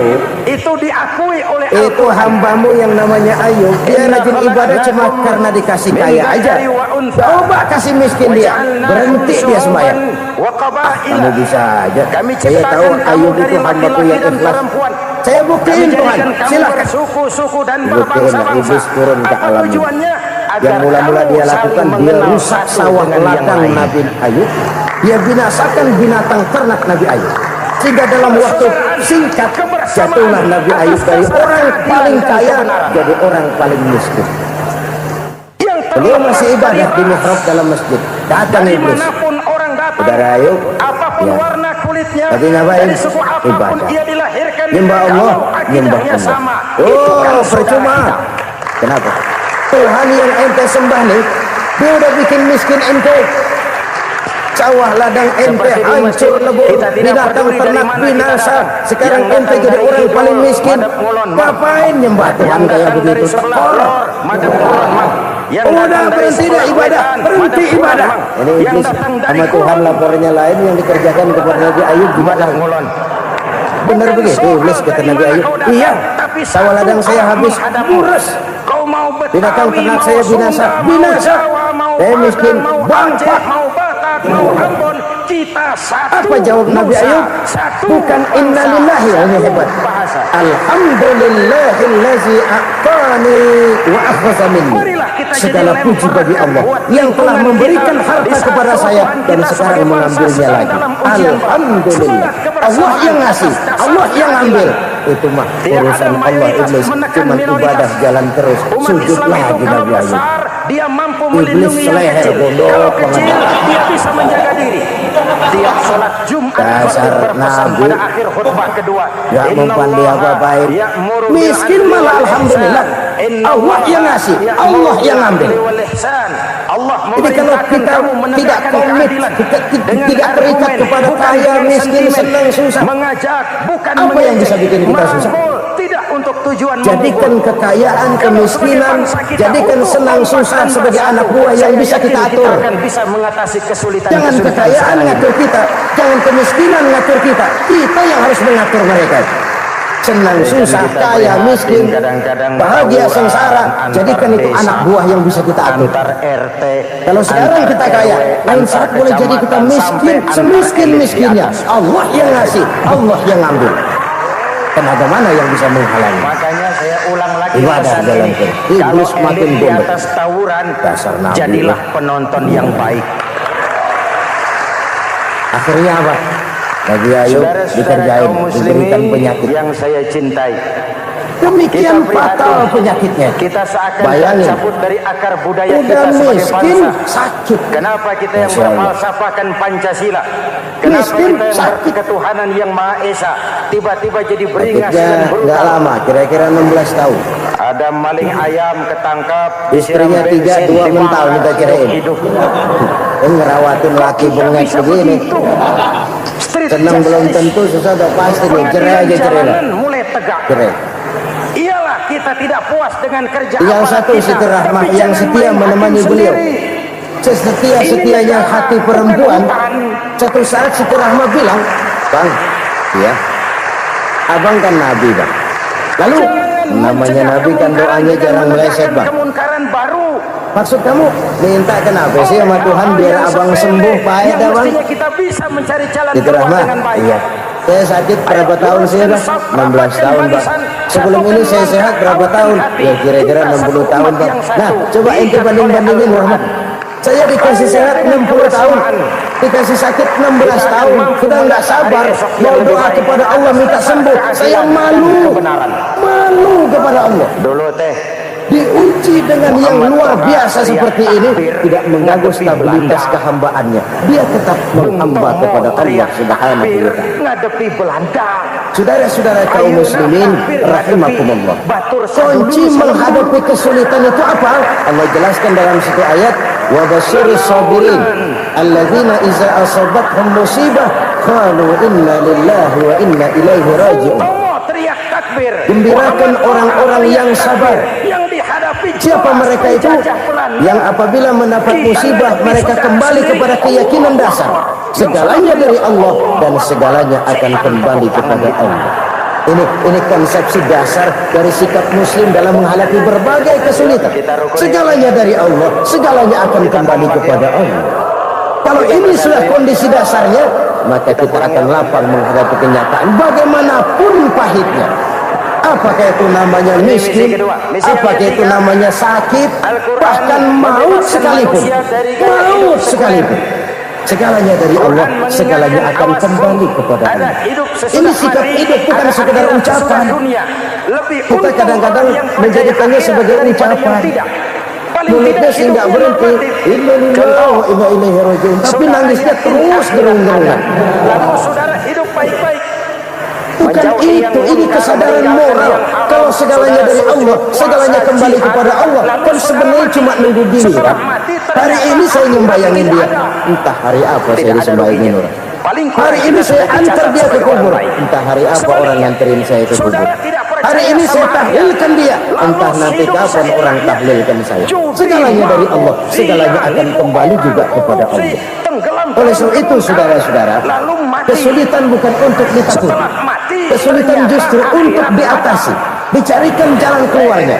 Dan tidak ada orang yang tidak pernah mendapat kesulitan, tidak ada. Semakin tinggi status sosial, semakin tinggi kualitas keimanan, semakin besar juga tingkat kesulitan. Hanya saja bagaimana cara kita mengatasinya. Dan Al-Quran menyatakan, innama al-usri yusra. Di balik kesulitan itu pasti ada kemudahan. Roda itu berputar. Karena itu Rasulullah Shallallahu Alaihi Wasallam mengingatkan kepada kita, ta'aruf ilallahi firraha ya'rifka fisyiddah. Ingatlah kepada Allah di waktu kamu senang, supaya Allah ingat kepada kamu di waktu kamu susah. Kalau waktu senang kita ingat kepada Allah, kita susah, Allah tidak akan meninggalkan kita. Tapi kalau waktu senang kita jauh dari Allah, sujud tidak sempat, dengan masjid jauh, ketika senang kita lupakan Allah, nanti begitu kita susah, sebelum Allah Quran turun, lupakan sebelum kita. Islam datang, Dan itu nasib wanita menyakitkan. sangat menyedihkan. Oleh karena itu orang-orang tua kita dulu bilang, kalau lagi sehat ingat-ingat lu bakal sakit nanti. Kalau lagi kaya ingat-ingat satu saat kita bakal jatuh miskin. Bahkan kalau lagi muda ingat-ingat kita bakal tua. Dan yang terpenting, kalau lagi hidup ingat-ingat kita bakal mati. Saudara-saudara kaum muslimin rahimakumullah. Jadi yang kedua yang merupakan perbendaharaan surga, menyembunyikan musibah. Saudara-saudara kaum muslimin rahimakumullah. Hal ketiga yang merupakan perbendaharaan surga adalah wasilaturrahmi. Orang yang suka bersilaturahmi. Sebagaimana yang kita maklum bahwa manusia adalah makhluk yang disebut zon politika, makhluk sosial yang tidak mungkin hidup sendiri-sendiri. Betapa dan siapapun kita memerlukan orang lain. Bodoh betul manusia kalau tinggal di tengah masyarakat tapi tidak mau bermasyarakat. Merasa hebat sendiri, pintar sendiri, gagah sendiri, kaya sendiri. Mungkin kalau mati juga ngubur sendiri. Quran sendiri menjelaskan, jangankan kita di sini, di surga saja Nabi Adam waktu sendirian bengong melulu. Kemudian kami wariskan mondar mandir, yang kami pilih buat hamba-hamba kamu kami yang tengkor daun terpidam. luar biasa. Ya ini kalau bahasa saya. Pilihan Rasulnya, Iya Tuhan Rasul terpilih, pilihan. nggak ada coret-coretan pisan ini. Kami wariskan Al-Quran kepada Diciptakan Siti Hawa, baru anteng Nabi Adam. Itu di surga. Cobalah. Umpamanya saudara tinggal di Jakarta. Saya benar. Apaan aja di Jakarta punya saudara. Jembatan Semanggi ambil, Monas Buntel Bobolan, hotel-hotel ambil semua. Cuman tinggal di Jakarta sendirian, apa enak?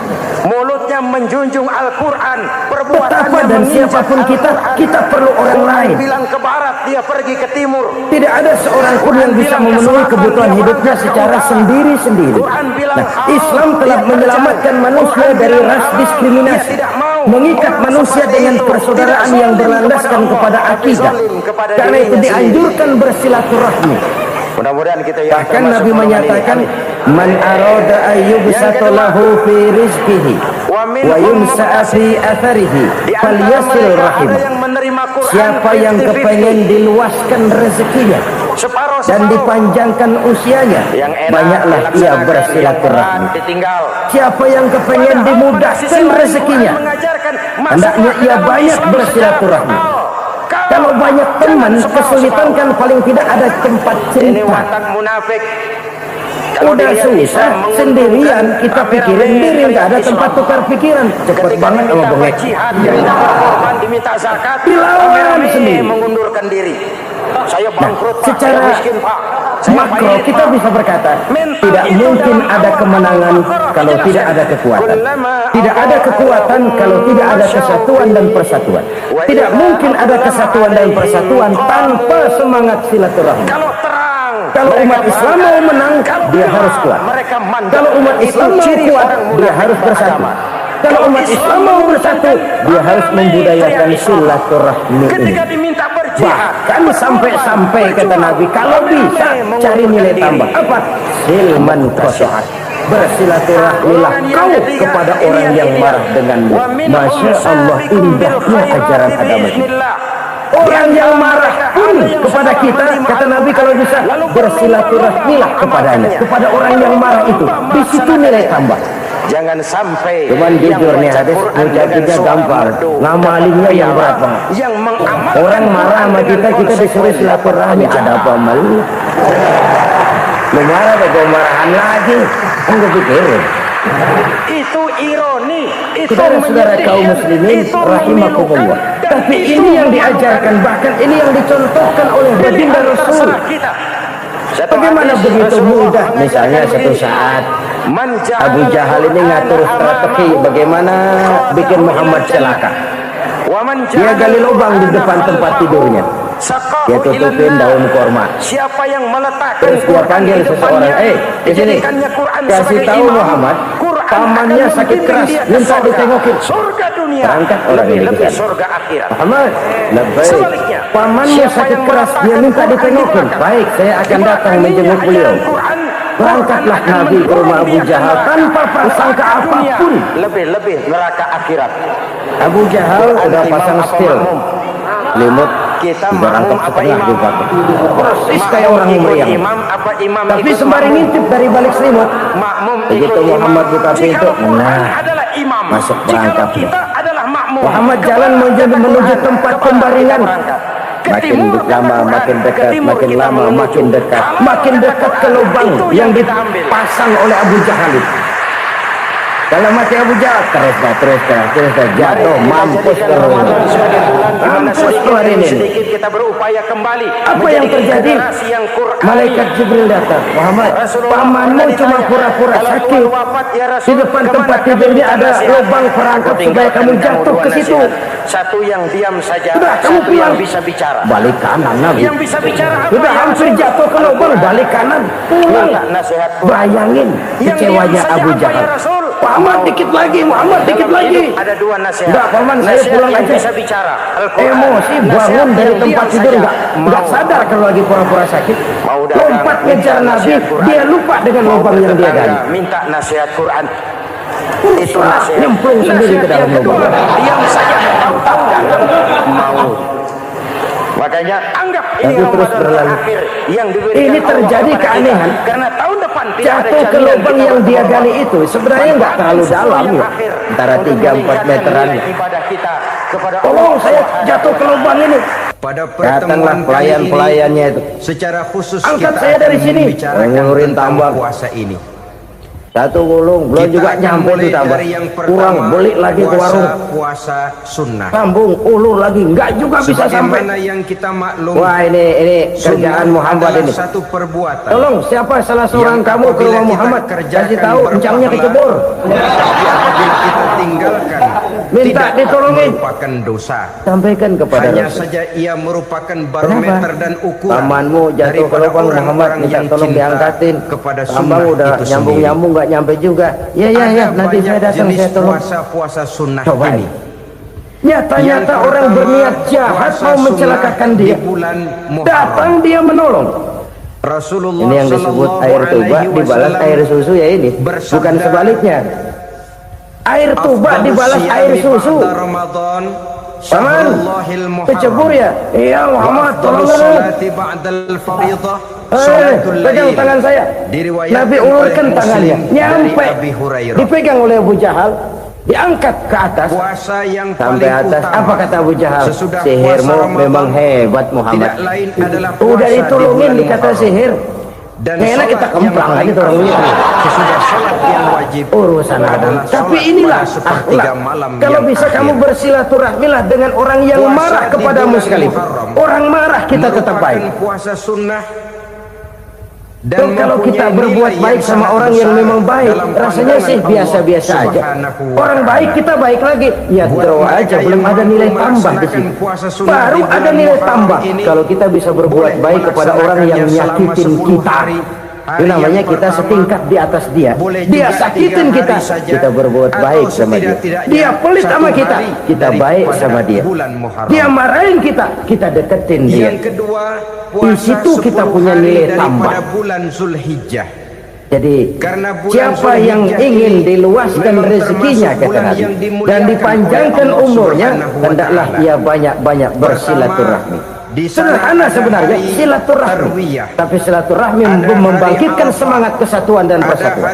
Kesatuan dan persatuan melahirkan kekuatan. Ada pelaksanaan haji dengan segala manasiknya. Dalam matematika 1 ditambah 1 pasti 2. Tapi di tengah masyarakat 1 orang takut ditambah 1 orang takut, hasilnya jadi 2 orang setengah berani. Kenapa setengah berani? Karena udah berdua. Tadi pan takut sendirian. Kalau dia kumpul turu-turu takutlah jadi berani.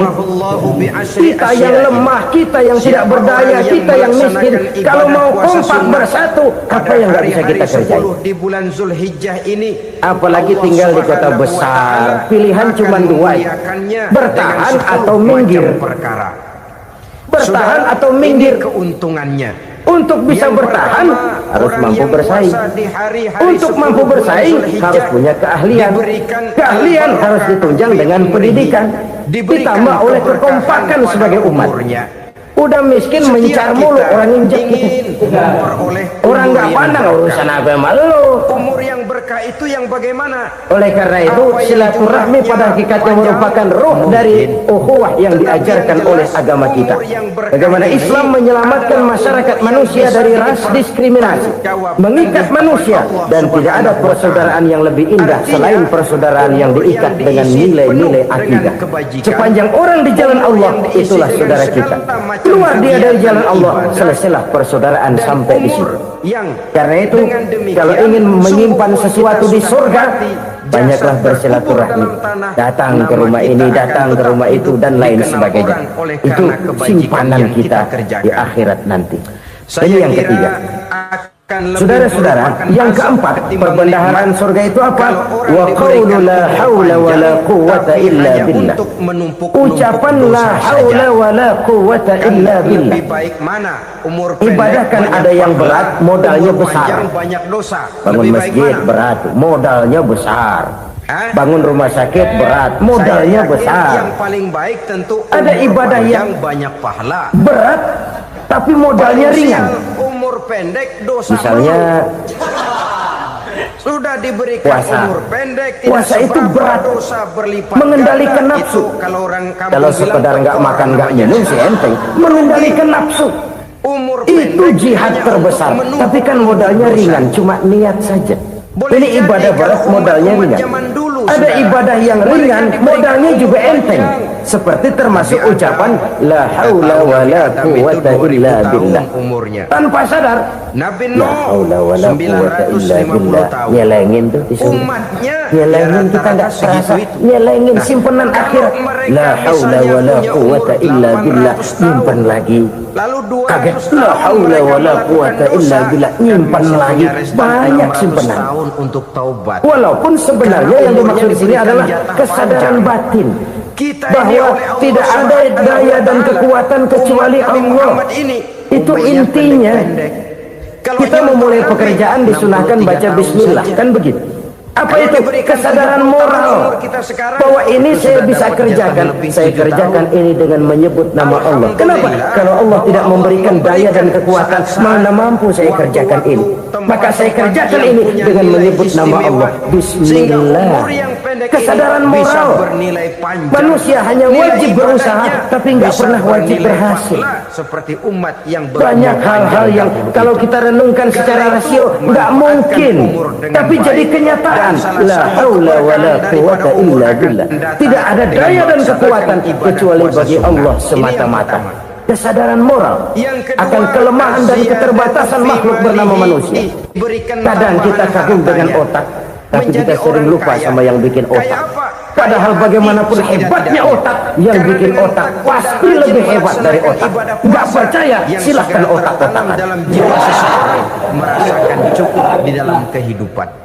Itulah kecenderungan orang yang paling kaya. Kita kagum dengan pesawat-pesawat mutakhir, bukan main, besi gede banget terbang itu. Cukup dalam hidupnya. Alangkah hebatnya. Lalu apa yang bikin otak tidak lebih hebat dari itu semua? Kita puji laut. Apa yang bikin laut tidak lebih hebat dari laut itu? La haula wala quwwata illa billah. Tidak ada daya dan kekuatan kecuali Allah. Hartanya makin bertambah. Apa yang bisa kita lakukan kalau tidak karena daya dan kemampuan yang diberikan oleh Allah kepada kita? Dalam hidupnya lahirlah sikap tawadu, rendah hati, tidak melonjak menjadi angkuh dan sombong, sadar akan kelemahan dan keterbatasan diri sebagai makhluk yang diciptakan oleh Allah Subhanahu wa Ta'ala. Jadi satu sisi ini ucapan yang berpahala, la haula, jadi wiridan. Pada sisi lain ini kesadaran moral, sikap mental, kesadaran batin bahwa yang punya daya dan kekuatan itu cuma Allah. Kita nggak pantas untuk sombong, sebab sombong itu pakaiannya Allah. Kita nggak sedang pakai pakaian Allah kegedean. Untuk bahagia, duit kita banyak, dan makin kita renungi makin terbentur. Apa sih yang bisa kita sombong? Kita mau sombong apa? Anak kita sakit, kaya, yang ampek, yang korengan, pintar, yang kena musibah. Itu kan semua relatif. Di atas langit masih ada langit lagi. Jutaan rupiah. Jadi oleh karenanya marilah kita menyadari manusia hanya wajib berusaha, tapi tidak pernah wajib berhasil. Yang berusaha saja tidak wajib berhasil, apalagi yang tidak berusaha. Islam bukan agama orang pemalas yang selesai sholat lalu ngelohom, nggelenggem ayam-ayam. Tapi Islam bukan agama orang sombong yang setelah berusaha lalu tidak memerlukan Allah. Kita bisa saja bikin proyeksi tahun sekian kita bakal panen besar menurut perhitungan otak. Tapi ada kejadian lain. Apa? Tikus ngambek. Habis itu dimakanin tikus, panen gagal. Proyeksi rasional gagal oleh tikus-tikus yang ngambek itu. Bisa saja terjadi. Tahun depan kita panen besar. Urung. Kenapa? Musim panas panjang. Dan sekarang ini koran-koran bikin berita musim mengalami penyelewengan. Bukan cuma manusia yang nyeleweng sekarang, musim pakai nyeleweng. Mestinya kan musim hujan udah selesai, masih hujan-hujan juga. Musim. Nah sekarang kita boleh bikin proyeksi kita bakal panen besar. Tahu-tahu musim panas panjang, sawah retak, air kering. Cari teknokrat yang paling botak, suruh pendekin tuh musim panas. Sehingga dalam hadis qudsi la haula wala quwwata illa billah. Inilah kesadaran moral. Saudara, saya teringat satu saat ada seorang konglomerat. Umurnya ya kira-kira 70-an. Satu saat dia ditanya oleh wartawan, Pak, umur Bapak berapa sih? Ya paling 10 tahun. 10 tahun? 10 tahun? Pada waktu kita melarat, anak Bapak berapa orang? Satu. Satu saja tidak akan datang kepada kita. Harta Bapak berapa? Ya paling-paling bangsa 7 juta kali. 7 juta? Iya. Pak, kenapa Bapak bohongi saya? Agar Bapak punya buku biografi. Di waktu kamu koran-koran, majalah-majalah banyak memuat cerita riwayat hidup Bapak. Saya tahu umur Bapak 70. Kenapa bilang cuma 7 tahun? waktu duduk, saya tahu anak bapak waktu berbaring, 8, kenapa cuma bilang 1? dalam segala keadaan. Saya tahu harta bapak miliaran, mungkin triliunan, pabrik di mana-mana, bank di mana-mana. Kenapa bilang uang bapak cuma 7 juta? Senang, Nah, kata si konglomerat tadi, kamu benar, nak, kamu benar. Umur saya kalau jumlahnya memang 70, nah. Yang keempat, cuman ingat-ingat saya, baru 7 tahun terakhir ini saya sujud, baru 7 tahun terakhir ini saya berusaha dekat dengan Allah, saya laksanakan perintahnya, saya jauhi larangannya. 7 tahun inilah rasanya yang ada nilainya di hadapan Allah. Yang 63 tahun matang kelabu kelam umur gue. Untuk maksiat, untuk munkar, maka ketika ditanya tadi umur saya 7 tahun itu. Masih ditambah dengan begitu Pak. Lalu anak Pak, anak bapak kan 8. Kenapa bilang cuma 1? Nah, kalau jumlah hitungannya memang anak saya 8. Tapi dari 8 orang ini rasanya cuma 1 nih yang bakal jadi buah hati, belahan jantung, pelanjut cerita, penerus sejarah, bakal jadi anak soleh yang akan mendoakan saya. Cuman 1 rasanya anak saya ini yang bakal jadi buah hati saya, besar-besaran saya, yang akan mendoakan di kubur saya, yang akan mendoakan di akhirat saya. Yang 7 orang mana, Masya Allah, yang 1 tenggeng, yang 1 nyekek botol, yang 1 nggak karu-karuan. Makanya saya bilang 1 anak saya yang akan bisa mendoakan saya. Oh, begitu Pak. Nah, harta Pak, harta bapak kan triliunan, pabrik bapak di mana-mana, uang bapak hampir di tiap bank-bank besar. Kenapa bilang cuma 7 juta? Betul kau nak. Harta saya kalau jumlahnya memang miliaran, triliunan mungkin.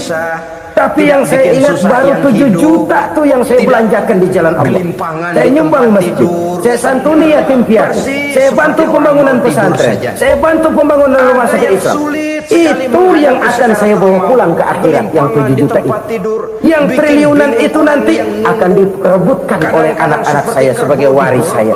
Jadi harta saya 7 juta itu yang bakal nemenin saya di akhirat, yang akan saya bawa pulang jadi teman saya. Oleh karena itu Rasulullah Sallallahu Alaihi Wasallam dan saudara kaum muslimin, jangan-jangan orang tua itu adalah kita ini. Jangan-jangan kita ini adalah orang tua itu. Jangan-jangan itu potret dari diri kita masing-masing. Dari sekian umur yang diberikan Allah, berapa tahun yang ada nilainya di hadapan Allah? Dari sekian anak-anak yang merupakan amanah, berapa yang akan mendoakan kita sebagai orang tuanya menjadi anak soleh? Dari sekian banyak harta yang diberikan Allah, berapa yang akan kita bawa pulang menghadapnya nanti, yang kita belanjakan di jalan Allah? Ini sebuah potret kehidupan. Bangsa ama pahala mau ama dosa. Karena itu kita kembali kepada la haula wa la quwata illa billah. Kita wajib berusaha, kita wajib berikhtiar. Selebihnya segala daya dan kekuatan hanya milik Allah saja semata-mata. Satu kesadaran batin dari setiap pribadi muslim.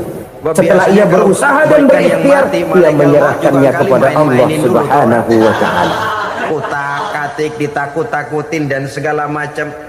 Saudara hadirin yang saya hormati, maka menghadapi sakaratul maut ini merupakan kunci. Apakah seseorang bisa husnul khatimah atau bisa su'ul khatimah? Salah satu jalan untuk memudahkan diri menghadapi sakaratul maut, melaksanakan puasa sunnah di bulan Zulhijjah ini. Yang ketujuh, ad-diya'u li zulumati qabrihi, diberikan terang di alam kuburnya. Kubur, saudara tahu, saudara tentu sering lihat orang dimasukkan ke liang lahat, ditutup dengan papan, dinding ari kata kita di kampung, lalu diuruk lagi dengan tanah.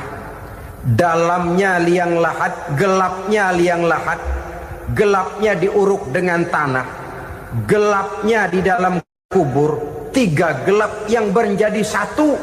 Bapak moyangnya gelap.